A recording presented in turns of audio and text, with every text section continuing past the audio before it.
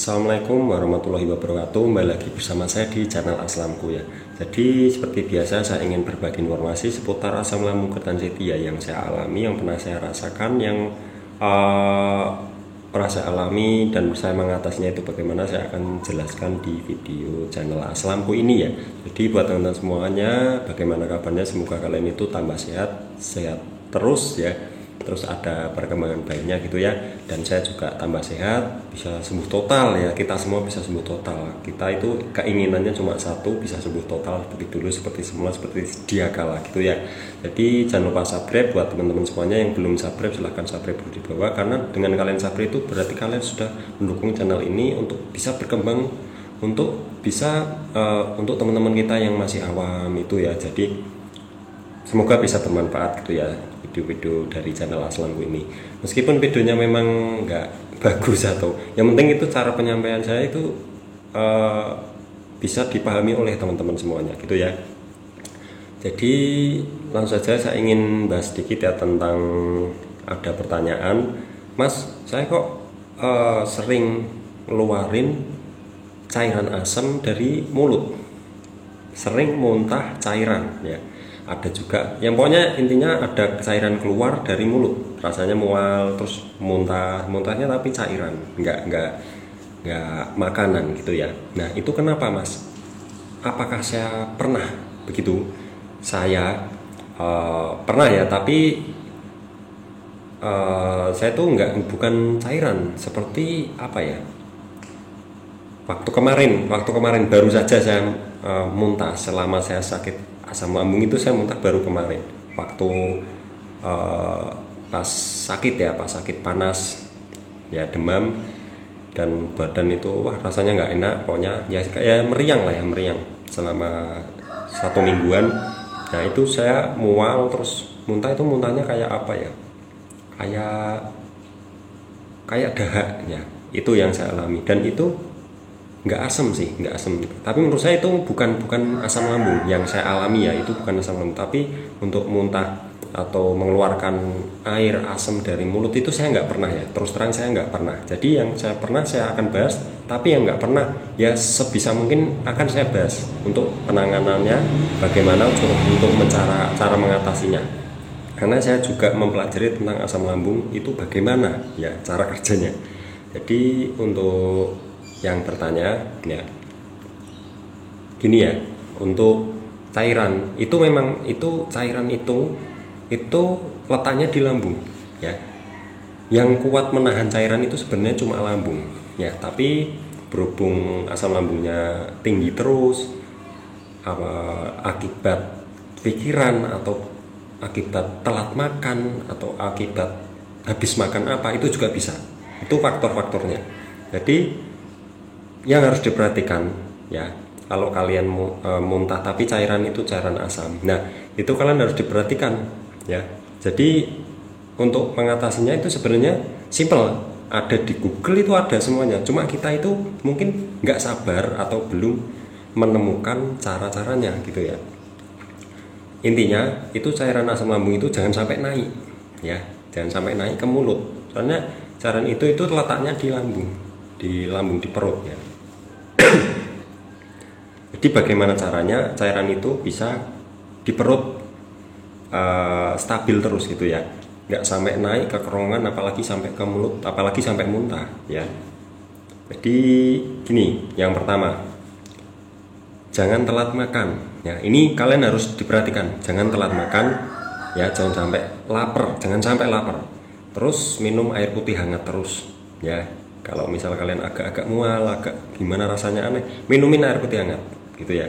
Terus tidur, masalah tidur itu pakai bantal minimal 3 kalau kalian sering begitu loh, kalau sering muntah cairan asam. Karena cairan asam lambung itu kalau kita tidur dia itu malah bisa naik ya, bahkan bisa naik, malah mudah menaiknya daripada kita pas posisi duduk ini. Jadi untuk tidur itu pakai bantal 3 ya. Itu pernah saya alami, tapi saya tidak sampai muntah ya, cuma terasa saja di dada, tapi nanti turun lagi karena saya pakai 3 bantal ya. Terus jangan makan pantangan seperti pedas, asam, terus apa itu, bersantan ya, terus yang digoreng ya, yang digoreng ini sebenarnya kalau pas perut perih, tapi kalau pas perut nggak perih atau perut itu malah nggak gimana-gimana tapi kita itu sering muntah, cairan asam itu yang digoreng nggak apa-apa, tapi ya jangan berlebihan ya, secukupnya saja untuk yang digoreng. Jadi itu sih ya yang perlu kita ketahui kalau asam lambung naik itu begitu. Terus ada beberapa faktor juga dari pikiran. Nah, ini yang sering saya ada teman-teman saya lah ya, itu bercerita asam lambungnya itu dari pikiran. Nah, ini benar yang kata dokter itu benar, tapi ini jenisnya beda, nggak seperti yang kita alami ya. Seperti gastritis kronis itu beda, sama asam lambung yang akibat pikiran itu beda. Karena dia itu kumat atau ngerasain sakit itu saat dia itu pikirannya tegang ya, tegang atau lagi banyak pikiran, dia langsung merasakan. Nah, itu yang dinamakan dengan asam lambung yang sering dialami oleh masyarakat kita semua ya, di Indonesia khususnya ya. Jadi stres dikit asam lambung naik ya. Jadi itulah ya. Jadi itu menurut saya asam lambung yang mudah diatasi, menurut saya. Tapi kalau yang udah gastritis ya, mau bagaimanapun udah pikiran rileks tapi masih merasakan semuanya lah, pokoknya dibuat kita itu rileks, kita itu lepas semuanya, makan sudah hati-hati, sudah ngelakuin semuanya, udah minum herbal atau minum ini, pokoknya udah badan itu udah istirahat total itu, tapi tetap masih, itulah gastritis. Kalau teman saya ada dia itu kalau makan pedas ya, kalau setiap makan pedas meskipun sedikit dia langsung mual. Nah, dia itu seperti ada cairan yang keluar ya, nah itulah cairan asam lambung. Karena gini ya, kondisi lambung atau kekuatan lambung atau sensitifnya lambung orang itu beda-beda. Ada yang dengan pedas itu sensitif, ada yang enggak ya. Jadi gitu, ada yang kuat dengan asam atau santan itu kuat, tapi ada yang enggak itu ya. Jadi kalian nggak bisa nyamain dengan teman-teman kita semuanya ya, mungkin ada beberapa yang sama tapi nggak semuanya sama, pasti berbeda. Saya yakin semuanya akan berbeda. Jadi intinya untuk ngeluarin, kalau habis ngeluarin itu kalian harus minum air putih hangat gitu ya, untuk mengatasi saat ngerasain asam atau mengeluarin cairan asam gitu ya. Jadi untuk cairan keluar dari mulut atau muntah tapi dia itu keluar cairan asam itu bahaya nggak sih?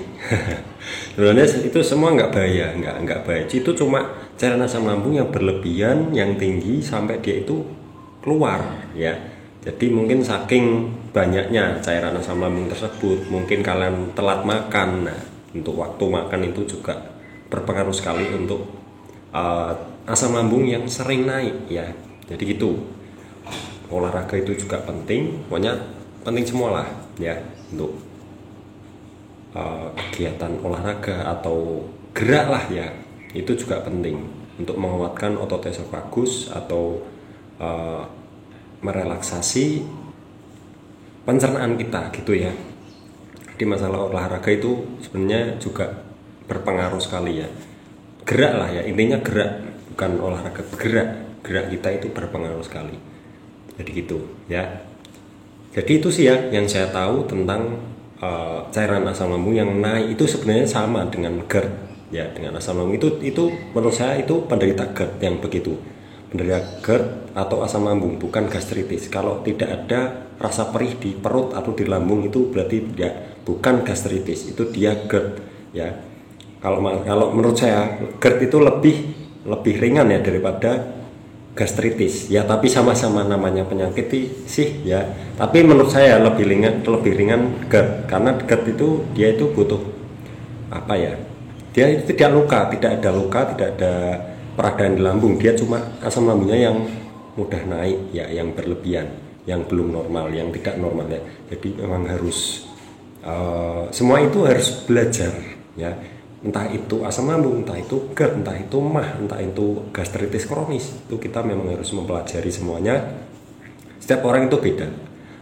Misal kalian belajar, saya gastritis kronis, tapi kalian asam lambung atau GERD, itu beda, sebenarnya itu beda, tapi cara belajar atau cara menerapkannya 3 pola hidup sehat itu hampir sama, bisa diterapkan, bisa ya. Tapi yang beda itu dia bisa, yang asam lambung GERD itu bisa makan yang gorengan, masalah makan itu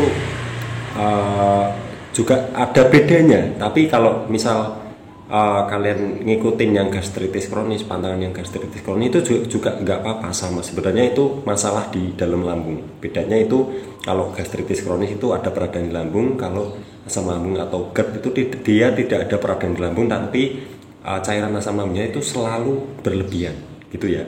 Dan itu faktornya ya bisa jadi dari pikiran yang saya katakan tadi, bisa dari pikiran, bisa dari telat makan, sering telat makan ya, terus dari makanan ya, makanannya mungkin pedas atau apa, atau nggak cocok, itu juga bisa berpengaruh. Jadi untuk mengatasi semua itu ya itu yang saya katakan tadi ya, masalah makan, terus masalah tidur pakai bantal 3, terus masalah pikiran ya, itu juga berpengaruh. Pokoknya 3 pola hidup sehat ini kalian harus tahu, 3 pola hidup sehat yang baik gitu ya untuk penderita asam lambung. Banyak di Google itu, banyak kalian cari, kalian terapkan gitu, kalian pelajari gitu ya.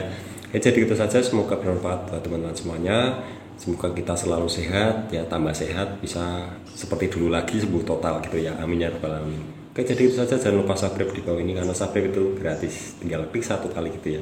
Dengan cara subscribe kalian berarti sudah mendukung channel ini ya. Terima kasih, wassalamualaikum warahmatullahi wabarakatuh.